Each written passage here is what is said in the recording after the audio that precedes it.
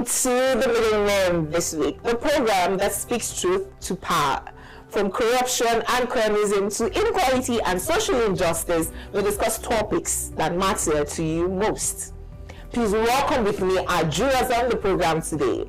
Join us in welcoming our debutant juror, Kingsley Bassi, who is joining for the very first time, and his case is titled Nigerians Happen to Nigerians. And the juror from Rabbi himself, Juror Evans Ufeli, who will be presenting a case that is very close to our hearts and one that he believes deserves our attention and scrutiny, titled The Sacrifice of the Nigerian Soldiers. We also have Juror Henry Igwebike and his case titled Leadership Priority Setting. In his case, Juror Henry will be exploring the importance of effective priority setting in leadership. And I, Juror Olajumoke Alaudi James, will be presenting a case titled Do You Know Who I Am? And it's a question that gets to the heart of identity, power, and social justice. All of these conversations we have when we return. Please stay with us. We'll be right back.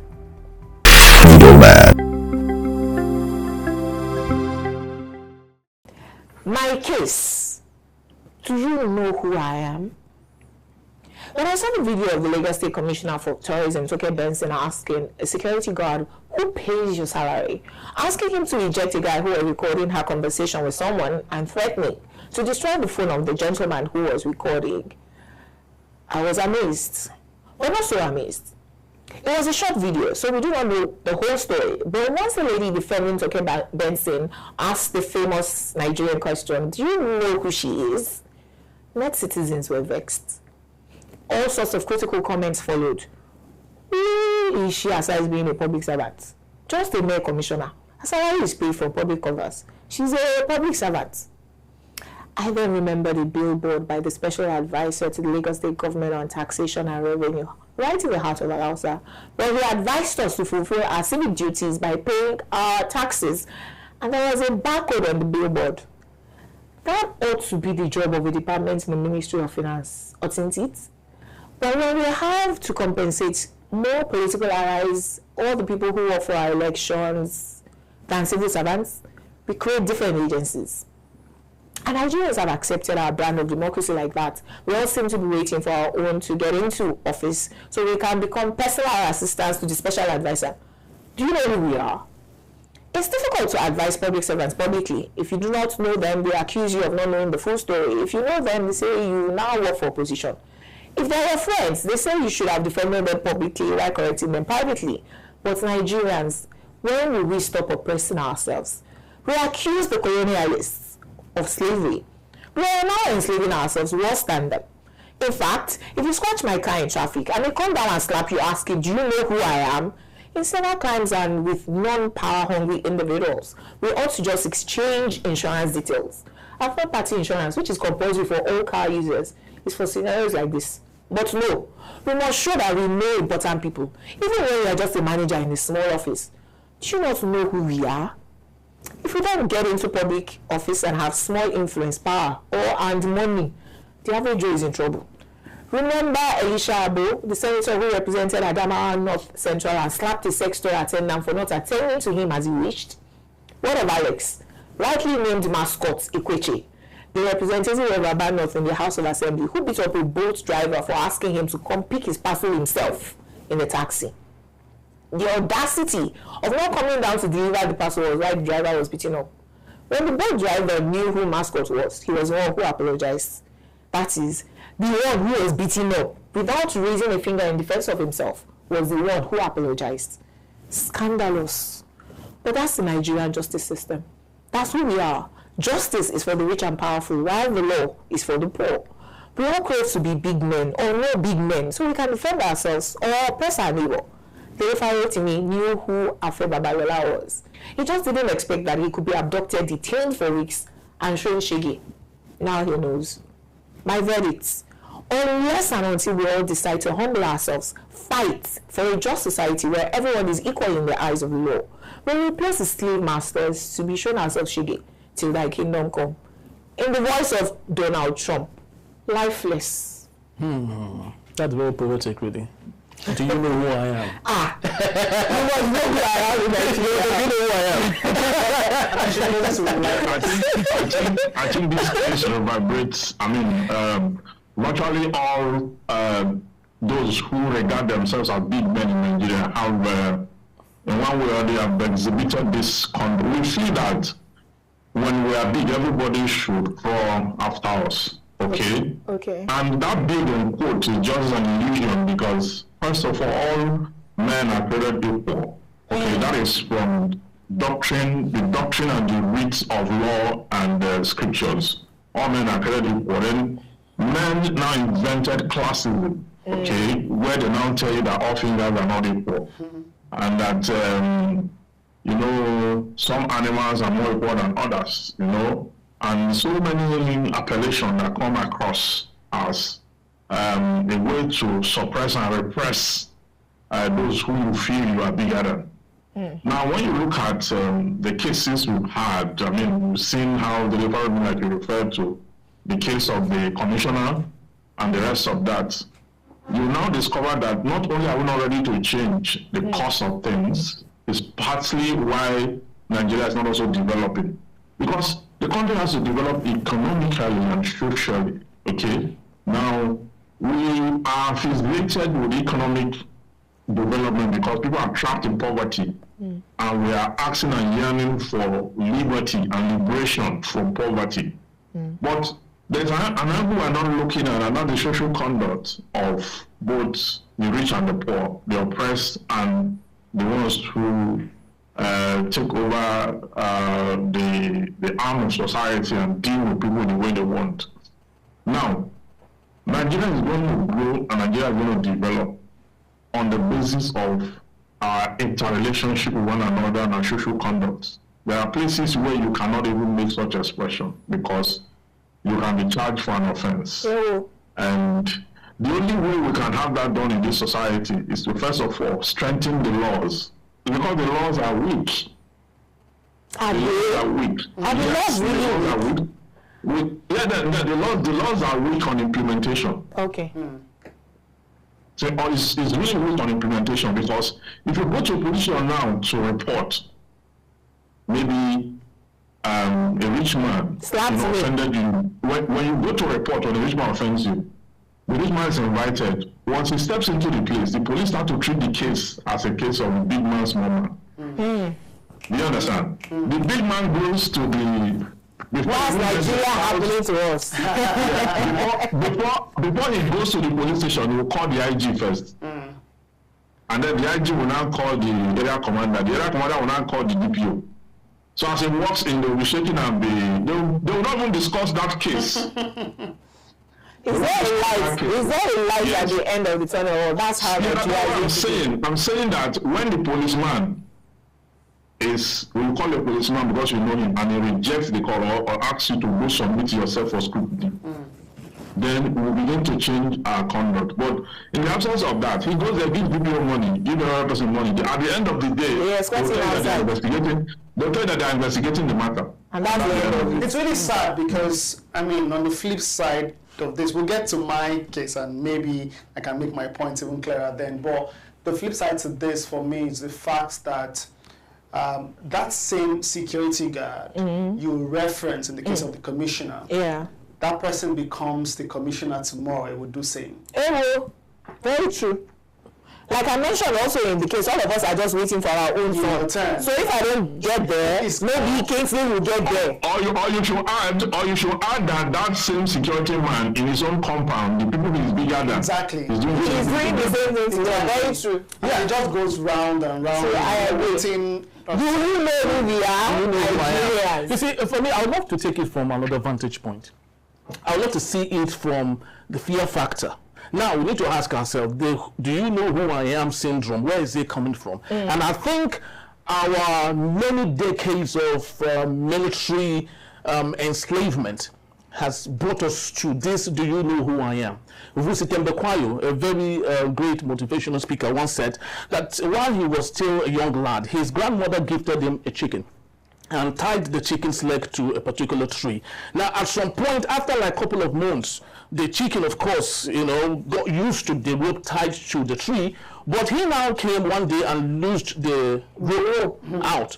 But the chicken didn't that this rope is still there, and the chicken was just there continuously. So what we are going through right now is as a result of many decades of military. From colonial to military, and then the democrats. There are even military men who removed their uniforms, so they are still behaving like military. And we, the civilians who are supposed to be their paymasters, we feel like they are our ogas rather than the other. I don't know how we can break the Kingsley, the conversation is for us to think about it, because all of us are guilty. There's no solution in sight immediately, but if we start to think about it and ensure that our laws are implemented regardless of classism, Nigeria will be a better place. Maybe not immediately, but eventually we'll get out of it. Right. All right. When we come back from this very short break, Juror Kingsley Bassey Aderito will raise issues that perpetuate inequality, injustice, crime, and how individuals and communities can work together to create positive change. Please stay with us. We'll be right back.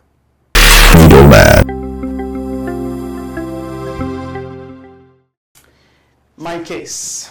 Nigerians happen to Nigerians. A call for accountability. Now, there's a famous saying that Nigeria is happening to Nigerians when something bad happens. While that is a thing, the territory Nigeria is occupied by a people called Nigerians. Now, a bit of background. In December 2023, the Tinubu administration introduced a 50% discount for interstate road travels and 100% for train trips for Nigerians traveling to celebrate Yuletide with their families. That free train trips were eventually didn't work, because reports emerged alleging that railway workers sold tickets that should be free for passengers. Well, in this very early days of 2025, operatives of the Federal Capital Territory Police Command arrested 50 suspects for doing what? Allegedly stealing streetlights and manhole covers. Still this January 2025, gospel singer Timileyin Ajayi was caught and now arrested by the police for the gruesome murder of his girlfriend. That's a Nigerian happening to another Nigerian, and by extension, other Nigerians. Her parents, her family, and the rest. Anyone can blame the system for the struggles and declare that Nigeria is happening to Nigerians. But let's pause for a moment. What's the system if not the sum of its parts? Institutions, structures, most importantly, people, Nigerians. Every single bribe offered to skip a queue, every misappropriation of funds, and most act of indifference to our collective responsibility as citizens is a Nigerian contributing to the nation's dysfunction. Our roads aren't failing solely because of a lack of funds. Contractors now cut corners. Hospitals aren't underperforming, just because of poor policies. Medical supplies are diverted. These things aren't abstract forces of nature. They are choices made by Nigerians. The truth is Nigerians are often their own undoing, perpetuating the dysfunction we blame on the system. So here's my verdict. Nigerians, it's time to take responsibility. Nigerians, the first step is introspection. What role do we play in enabling or resisting corruption and inefficiency? We must prioritize integrity in our daily actions and demand accountability, not just from the system or politicians, but from ourselves before pointing fingers. Next, collective action is key. Organize within communities to monitor projects, ensure transparency, elect leaders based on merit, not ethnicity or religion. And most importantly, instill values of honesty and service in the next generation. That way, together, we can rewrite the narrative Nigerians can build a Nigeria that works for Nigerians. One more time. Nigerians, stop happening to yourselves. Stop happening to Nigerians. Kingsley, do you know who I am? I am Olajumoke. The person who coined the phrase, Nigeria is happening to me. Yeah, let us first of all establish the fact, that's the first thing I want to say, that expression was actually coined by Jumoke, our own Jumoke, 60 years. Yes.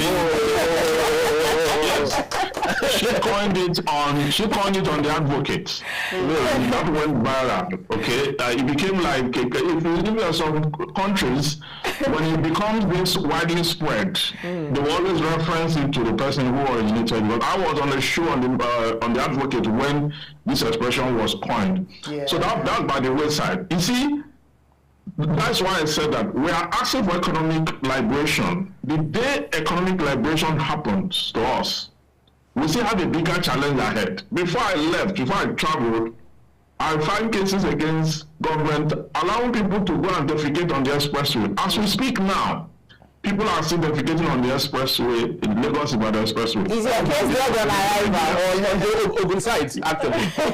On the Ogun side of the... I agree. Yes, on the Ogun side, not the Lagos side. There's been an improvement. Yes, when you go to Abuja, I did a documentary about the manholes in Abuja. All the metals used to cover all the manholes all the covers, yes, of the manholes in Abuja being carted away by criminals to go and sell. Okay? Now, when you know, Femi actually even sued the government. He fell in one manhole in Abuja and broke his leg. Really? Yes. Yes. And he sued the government. I don't know where the case is. Yes. Then when you go to the National Theatre at Igomu, you will see how people are vandalizing things. When you go to the Temelan Bridge, the rails by both sides, those iron rails by both sides, have been carted away by people, Nigerians doing the same thing. Even the infrastructural deficit we have, even when we eventually build all the infrastructure we're talking about, we need to also monitor the fact that Nigerians have a tendency to reduce it to nothing. And that's really what's going on. So when we blame the government, we should look at the little things that government have done that have been overrun by citizens or that have been diminished by citizens.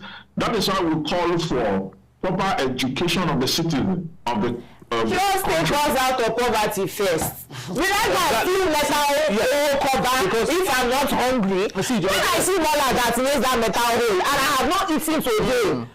So is the first instinct of any human being. What I go and steal it? Very well said. You see, there was a social experiment that was carried out, right, in Lagos here. The person that was organizing it went to Ojuelegba and another place and got the two most, if I can call them chaotic agorus, right, dressed them up, okay, they were all looking deep and all that, and took them to Eco Hotel. You know that when they got to Eco Hotel, they confirmed. They confirmed. They were learning the process. They started to behave like they actually started to behave like every other person there. And another example. So the problem is the system. When you go outside of the country, right? As you are lining up in Nigerian queue at the airport, his fight is chaos. Just land in any other country. Well, I don't know about Togo and Benin Republic. Just land in any foreign non-African country. We stay on queues. You see our politicians that are going with hundreds. Did you see the burial of Jimmy Carter? Where 5 presidents and their wives, except for Obama, who came alone without Michelle. No, DSS, SSS, FBI, BI, CIA, inside. That happened in Georgia, by the way, the state where I am. Yeah. And we saw all that. Once Nigerians get to saner environments, we conform. But what I wanted to say is in the heart of Kingsley's case is that we as the people, as Nigerians, are the system that we're complaining about. Exactly. I've noticed that everybody points accusing fingers at the other person. I was watching a movie where one woman, a very wicked woman, was calling her stepdaughter, "You are very wicked." Why? Because the stepdaughter reported her, she was being flogged to death by her husband. She did not see anything wrong with what she did that they were reporting, because the man now said, if you didn't do wrong, would she have reported you? So all of us know how to say these politicians are thieves. We have not gotten the opportunity to steal like them. That's why we're pointing fingers. Well, you and I will be the ones to steal manhole, drop things on the floor, shout, "Do you know who I am?" on the street. All of us are corrupt. It has become a culture. The person who is different from us will look at him like, this one doesn't have street sense. So unless and until all of us agree that this culture that we all have and we all exhibit of being Nigerians happening to Nigerians, then we'll continue to do the same thing and be expecting different results. But my question is this: is it possible for us as individuals, as Nigerians, to exfoliate ourselves while still in Nigeria from the system and behave well? I absolutely say yes. You will never Really? find me throw anything on the floor. Never. By mistake? Never. Okay. I'd rather pack all my dirt and put it in my car till I get to a dustbin. Because I trained myself like that. Yeah. While all complaining that the streets are dirty. And this was many years ago when I was still young. Who are the people dirtying the streets? We are the ones. So that's my one piece of nylon paper that I throw. By the time all of us throw our one pieces, it becomes garbage. But if all of us hold on to our... So when you have a moral core that says you will not steal, you will not lie, you will not cheat your neighbor. When all of us start to apply it in our daily interactions with other Nigerians, guess what? Nigeria will be better for it. Definitely. But that change is going to come by certain leadership. You understand? You see, people are not going to wake up one day and stop throwing refuse. People will look up to someone like the president, for example. Do you know the influence that will create if the president, for example, do a 2-minute video where he demonstrates how to keep your refuse, or the minister for environment or whatever, or a commissioner for environment, someone that have influence, or these pastors and imams that have influence. Do you know what it will go far? True. I know religious leaders who, when they align themselves to support anybody, all their followers will support the person. Definitely. I've seen that. So can we make use of this? Can the Ministry of orientation, they call them? Yes. National Orientation Agency, NOA. Agency. Yes. Can they make use of? It's not going to cost anything to, record a video, make a statement, to the society. Then we would have reduced, this issue to the barest minimum. Don't say it's not going to cost. Before you know, there will be a budget of 5 billion just to do that. They are contemplating now if their 2025 proposal is enough to just educate Nigerians. But that said, I think that one important thing in this particular case is the fact that we do not realize the long-term impact, even immediate, of the things that we do. You just mentioned the fact that you throw something there. Okay, let me go back to the reference I made in my case. This guy, this gospel singer was found with the head of that lady. Well, I'm not sure that lady was his girlfriend, but then that's just my point of view. They accuse him of organ harvesting, actually. Yeah, exactly. So he's been doing this. But the fact that he's not remorseful, does it mean that he feels like he's going to get away with it? So I'm coming there, because you said some people do this because they are poor, right? There are very rich people in this country still doing crazy things, right? But let me just go back to what I was going to say. This guy did this without thinking about the families of these persons, right? The grief, exactly, how they will feel about this. He thought to himself, he's going to just kill this person. We hear, according to the Zamfara State Police Command, he's been doing this for a long time. So gospel singer. Well, again, that's debatable. Joy is coming. Hey. That's what the gospel song, by the way, Jumoke. Joy is coming. I think what's important is that we realize that the little things that we do, the little steps that we take, whether it's during elections, you decide to take that, I don't know, bag of gari, or that's bag of salt to decide, and you decide in your mind you want to elect that person because that person is your neighbor. Your neighbor says, oh, this person is good, and the rest. That has a long-term impact on not just yourself, on your children, but on Nigerians. Exactly, and that is the way you're happening to Nigerians. Stop complaining about the system. Just think about what you're doing right and what you should do right. That's my case. Thank you. Yes. So Alrighty then, we'll go to break now. When we're back, Juro Evans Ufeli will be highlighting the sacrifices and struggles of a group of individuals who have given their life in service to our country. It's a case that exposes the neglect, abandonment, and betrayal of those who have sworn to protect this territory called Nigeria. Do stay tuned.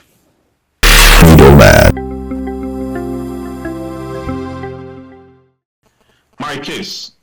On the 15th of January 2025, the Nigerian government commemorated the Armed Forces Remembrance Day. First of all, let me establish the fact that the Nigerian Army was formed in 1960. The essence of that is to form a bloc that will repress external and aggressions coming from different angles of the world as Nigeria border a lot of countries. Now, this army has grown in leaps and bounds, but not with the consequences of that organization. It has been engaged in wars. From 1970, there was a civil war. 1967 to 1970, there was a civil war. Apart from that, the Nigerian Army has also been engaged in several issues against bandits, against terrorists, and in the course of that, it has lost many of its soldiers, both the senior and the low-ranking ones. And this case is to actually state something about their welfare. As we remember them, the best way I think we should contribute to the serious work they've done for the Nigerian state by protecting us and protecting the sovereignty of the country is to make sure that we honor their survivors. As we honor them, we make provisions for their survivors. Individuals, governments, corporations, companies must all put hands together to ensure that their survivors are comfortable, that their survivors are able to meet their needs, that projects that have been commenced, by these soldiers that were incompleted must be completed by all of us. And we must contribute to their welfare for paying the ultimate price, for laying their lives just so we can live, just so that the corporate existence of Nigeria can be intact. This sacrifice is the greatest of all sacrifices. The scripture says, what other thing will you say but for a man to lay his life for others? Mm-hmm. At that level, whoever put down his life to ensure that the rest of us forge ahead must be taken care of. And the government must come up with a legislation that make that compulsory, so that in default, their survivors and their loved ones can sue and draw the government attention to this issue. It is very critical. This society must not continue its existence without paying close attention to those who, through their blood, we are all alive today to contend with all we contend with today.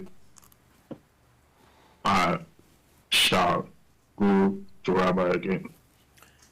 All right, beautiful. I think, unfortunately, January 15 is more like a ceremony in Nigeria, unfortunately. It is a ceremony. Why? Yes, it is. A ceremony, that we just mark just for the... We just carry read. Just read and just go and place there. We don't That's all. We don't remember them at all. Always so fine. Our dead men are not veterans to us. And let's not forget, the budgets to organize that ceremony are often this big.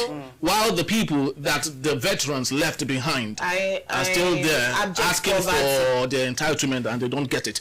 But what is making me a bit uncomfortable is the priority we give some of these things. Our president, Bola Ahmed Tinubu, did not understand the importance of that day, rather than have him come do the needful as one of the most important days in the history of Nigeria. He preferred Abu Dhabi.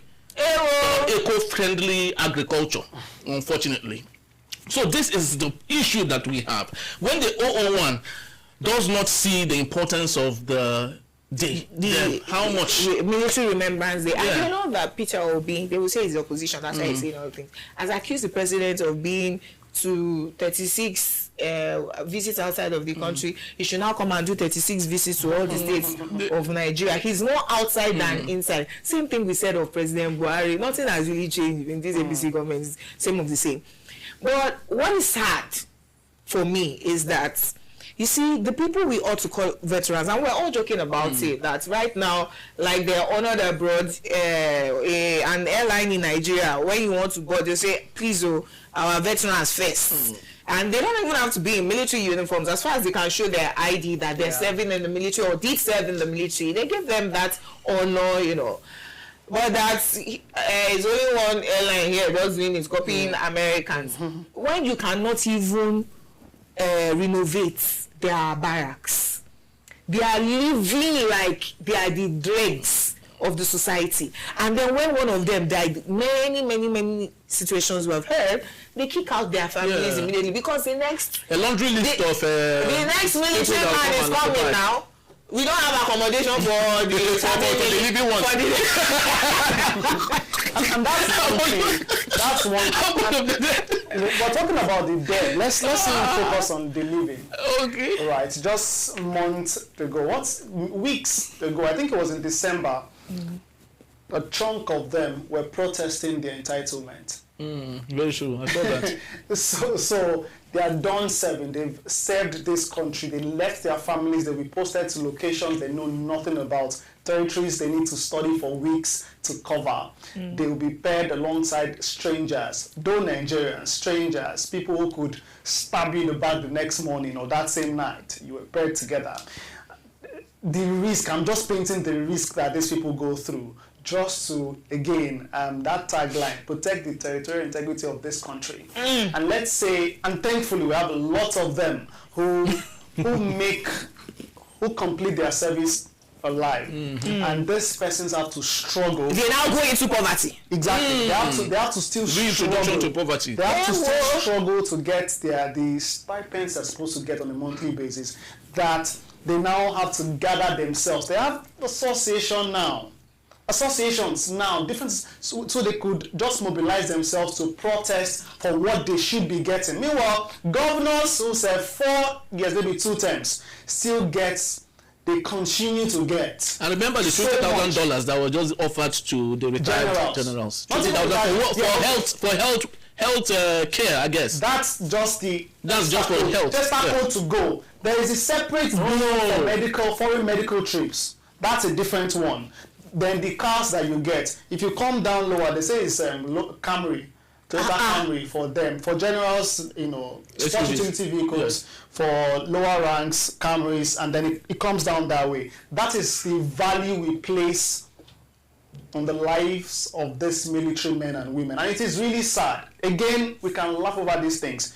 We're going to forget January 15, maybe by January 16. No, we already forgot. Yes, January 16 will make the headlines. January 17, no more. We already forgot. November, December, and you'll find the president calling for donations again in preparation for that January 15, and the cycle continues. I think it is really sad. Do we know their names? A long list. Nigeria has happened to the Nigerian military. Forget. All of us are the system, and we cannot take what we do to ourselves away from what's happening to the military. And by the way, I think it's important that I mention this. Politicians use taxpayers' money and funds, right? They execute projects and name the same project after them. After themselves, right? So someone in this administration names a project after President Bola Tinubu. I'm not sure how that makes sense. But we have persons who have died, who have paid the ultimate price. The true ambassadors. Those ones don't deserve to be named after projects. There are still streets named after them. Muritala Mohammed International Airport. When we return, Joeri Igwebike will be challenging Nigerians to think critically about their own leadership priorities and how they can align their actions and decisions with their values and goals. We'll be back in a moment. Please stay with us.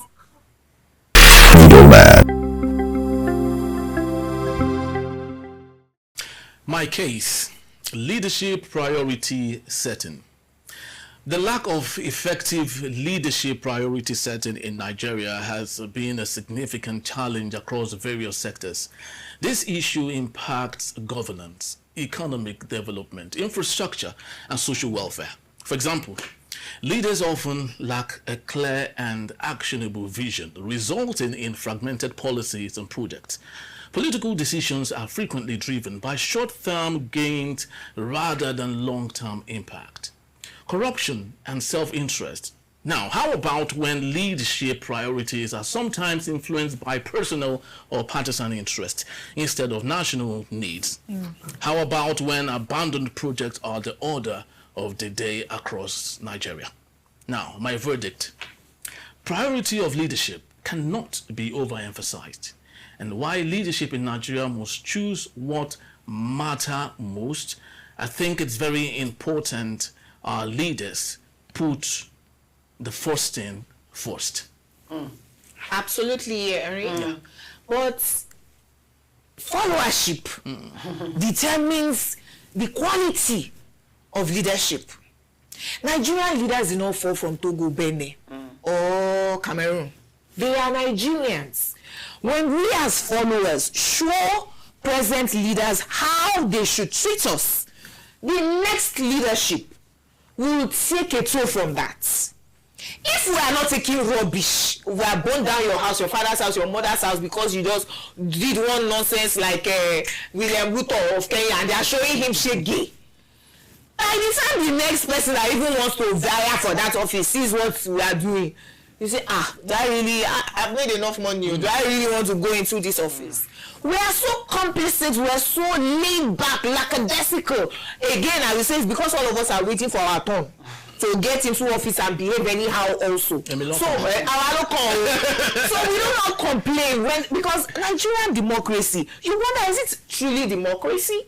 Because the people who sold democracy to us, we see how, look at Kemi Bade Touch. Sorry, I used to call her bad enough. Bad enough. Questioning the British Prime Minister. Can any opposition leader go head to head with our... And Prime Minister is not the monarch, or is not the queen, no. Can go head to head with any of our leaders. Talk to a councillor, he will ask you, do you know who he is here? Obi tried it though. It's not that the Nigerian population are behind Peter Obi. They will get away with shutting him down. How can the APC spokesperson come on international TV and say he's got whatever is coming to him? Threatening our own star boy. What's that? But John, okay, real quick here, the burning down of homes and the rest, transparency, not violence, please. But that said, I'm for war. I'm for peace. That's important. We have the harvest of people who are leading us who don't even know their objective in the first place. Leadership is highly accidental in Nigeria. Highly. Even the president himself is an accidental leader. He found himself there as a result of the many inefficiencies and institutional inefficiency of Nigeria and the decay. True. How did Tinubu emerge as the president of Nigeria? Was it voted? Was it voted? They shut down the Senate. How was it announced the winner around 4 a.m.? 4 a.m. But Supreme Court said Supreme Court says our president. So when we're talking about this thing about purposeful leadership is critical. If you look at the scripture, true, very true. Unlike Ruto, they voted for and they are holding him accountable. Before Jesus was arrested and prosecuted, he laid the foundation and he said that the Son of Man came to serve and not to be served. Very true. The point of leadership is that these people are supposed to be serving us. They are supposed to be accountable to us. They are supposed to go first. So, you see, I attended a church service just here, not too long ago. You know what the church do? What the church do is this. The offerings they got from January To December of the year to the last day of the year, they'll put it on the screen for everybody to read, and they'll take time to do this whole thing about transparency. Yeah. Every Sunday, they put up what they got the week before for everybody to see. Well, the And Anglican Church whatever used to do expenses that. My made, church does that. whatever expenses made, they will attach it by the side, and they will give you links to go and verify those things that they did with the money. That is a church I'm talking about. The Nigerian church is a monarchy. Leave us. Do you know who we You are? understand? so I mean, that explains it enough. I mean, I rest my case. My church does that. And I think that that's important. That for transparency's sake, and it begins with such little communities. Very true. Back to Henry's Case. Really, just weeks ago, and it was sad to watch the Federal Capital Territory Minister, former governor of Rivers State, admits, jokingly though, but we know it's the truth, that he's allocated plots of land, properties in the Federal Capital Territory. He says he's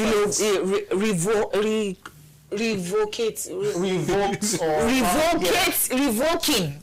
Forgive my English. He says he's revoking their licenses because they've not paid. That's what he has said in the news. He said too, I heard this man say that, they say that he's giving to his friends, to his political allies and the rest, and so what? Right. Again, I think that we don't take leadership seriously, and that's why people do these things, they get away with it, and you'll find people, social media, away from social media, applaud these people.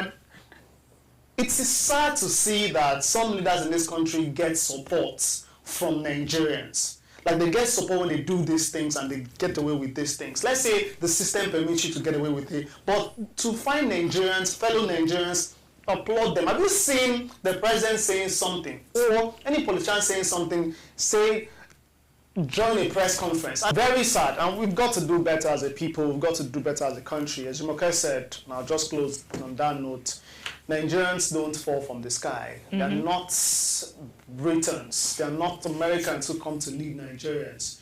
We're Nigerians, and we've got to do better.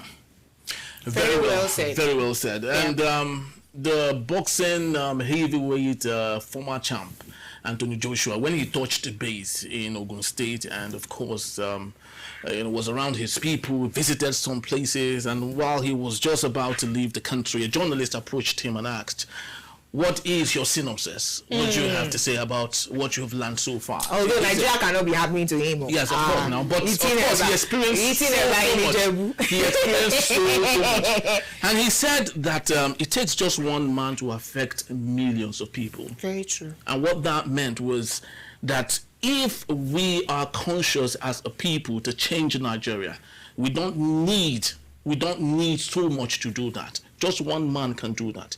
If President Bola Ahmed Tinubu, rather than prioritize, Abu Dhabi, his trips abroad. Yes. But you don't want him to go to his hospital. No. That's this is part of what we were talking about. Imagine if President Bola Ahmed Tinubu, rather than go for vacation in France or UK, rather want to do it in a hospital in Nigeria, yes, in Obodo Ranch or wherever. They don't want you to know what is wrong with them. Imagine what will happen there. So this actually what we're talking about. I want to believe you enjoyed your day just like we did right here. Love to say thank you so much to Joe Kingsley, Jumoke, and Evan Sufeli, who has just left us, of course, and me. Yes. Thank you so very much for your time. We truly do appreciate you once more. But please do well to follow us. You can catch us at enterprisetvnews.com. You may equally like, comment, and follow us on all our social media platforms at Enterprise TV 7. Thank you so very much. It's still Middleman, and we'll be right here next time. Bye-bye from us. Bye. Happy New Year. Middleman.